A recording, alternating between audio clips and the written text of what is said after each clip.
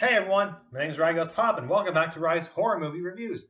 Today's review has been it's a special one because I'm reviewing the 2023 Five Nights at Freddy's film. Yeah!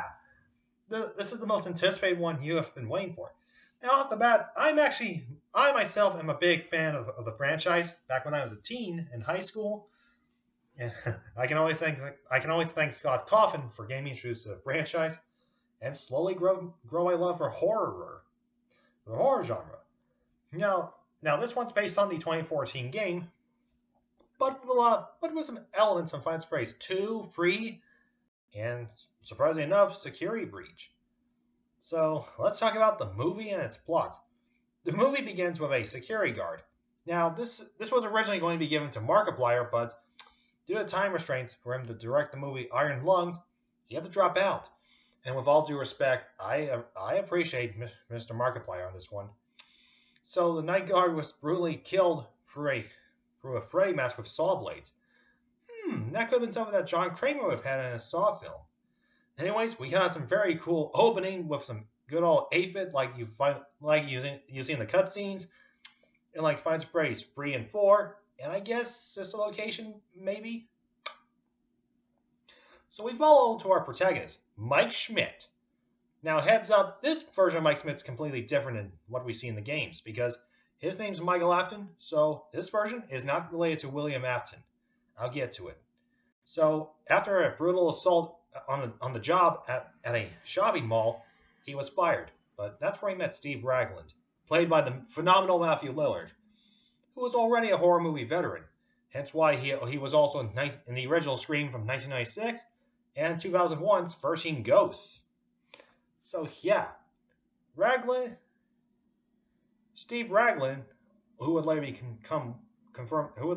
be known as William Afton, he assigned Mike with the job opportunity to work as a night guard at the abandoned Freddy Fazbear's Pizza. So he took the job, and bam! Now Mike has a lot of dreams of seeing his brother Garrett, and the last time he's seen him.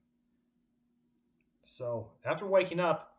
So yeah, this is actually what Mike Schmidt does. He takes sleeping pills, sleep, while having a poster of Nebraska up there. So after the dream, Mike started his first night, and yeah. Although, during the dream, everything started to become all supernatural, and Evelyn not noticing Foxy in the distance. Well, Foxy outside the office.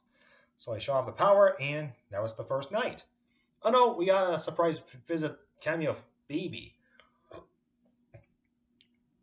Second night, Mike was scratched on his arm through a kid who happens to be one of the ghost kids who possesses Foxy. And that's where he meets Vanessa. Now, this version of Vanessa is completely different than what we are familiar with in Security Breach. Unlike this one, she's not a cult follower of Afton. She is William Afton's daughter in this version. So yeah, it's confusing because hear me out.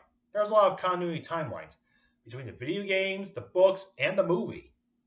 So yeah, but after patching up Mike's wound, and after that, Mike and Abby's aunt, Jane, she wanted Abby to have custody to the aunt. So a group of hoodlums led by Maxine, no, not the one from Ty West's ex, different Maxine. She, along with her boyfriend and his two cronies, they start trashing up Freddy Fazbear's, only to be killed off by Freddy and his team. By Freddy and his friends. So yeah. In which we gotta see the cupcake munch on someone's head.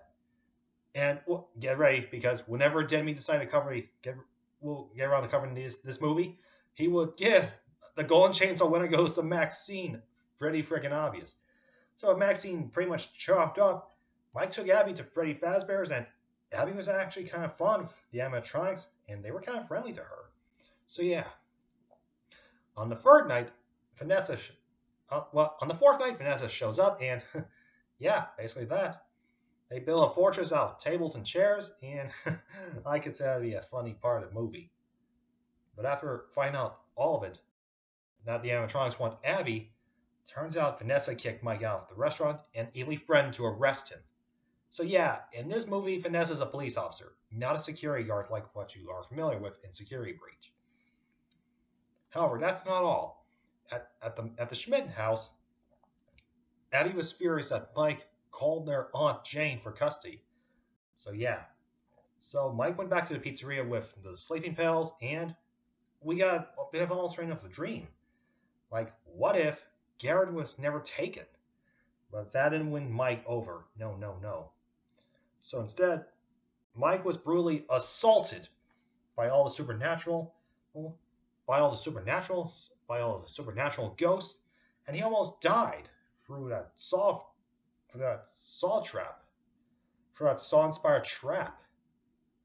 So, yeah, it's also worth knowing that in 2014, the same time that Fridays Praise came out, it was released in 2014, the same year that the Saw series celebrated its 10th anniversary. So, coincidence? Probably not. However, that's not to stop there. So, after finding out that Vanessa was William Afton's daughter, and yeah, William Afton was revealed to be the Yellow Bunny, also known as Spring Bonnie and later Springtrap, in which we got one of the most memorable scenes of all, the final fight, in which when the cupcake bit into the torso. Oh wait, I almost forgot. When Abby came back to the living room, there was Golden Freddy. Although this Golden Freddy is completely different. He's missing his ear. Pretty much a bit of FNAF 2, I would say. Anyways, they took a taxi to Freddy Fazbear's Pizza, in which we got a nice cameo of Corey X. Kenshin. My God, it's great to have a lot of YouTubers be in a lot of movies these days. Maybe I should be in a horror movie, have a little cameo. To anyone that wants to look for a cameo YouTuber,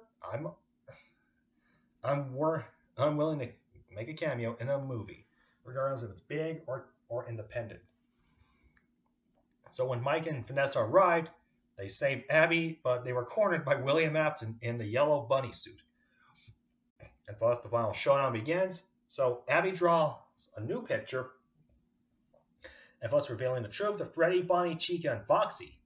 Plus, they turn on William Afton, and the cupcake bit into the torso, and the spring locks go off.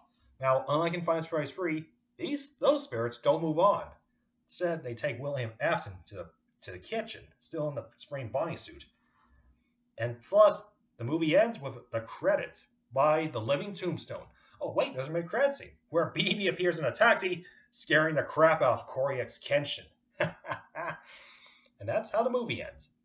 Now, let's talk about the cast. The cast is actually very, very well good, honestly. Josh Hutcherson in a horror movie, it's what fans wanted. Matthew Lillard making a perfect Matthew Lillard as William Afton, he's the perfect fit. In fact, earlier this year in the 2023 Dead Meat Horror Awards show, James A. Genie stated that Matthew Lillard was a known actor to play Stu Macher, in which he was correct.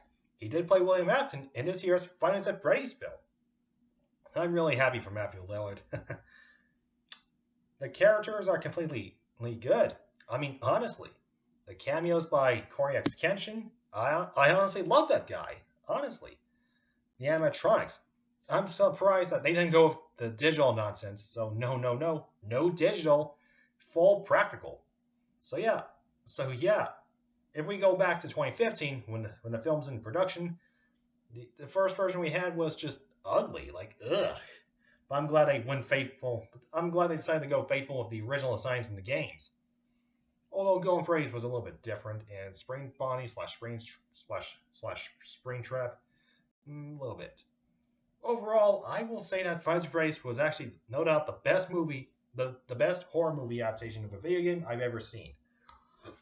Not counting Resident Evil and Silent Hill or Blood Rain. But still, overall, I actually did see it twice in theaters. The first time when it came out, and the second time is when I went with a friend. So, yeah, I'm just really happy this movie became the best. Despite being hated by critics, we audiences and fans loved it. So, what do I give the Five Nights at Freddy's movie, you may ask? I give it 5 out of 5. Congratulations to Scott Coffin and everyone else who made this movie. It's all 8 years worth of wait, and it's all worth it. I can't wait to see how they would handle the sequel next time. Maybe around maybe next year or 2025. Only time will tell. Until then, thank you for watching my review on the Five Nights at Freddy's movie, and I'll see you on next time. Goodbye, everyone. Stay poppin'. Stay poppin', y'all. Stay poppin'. Peace.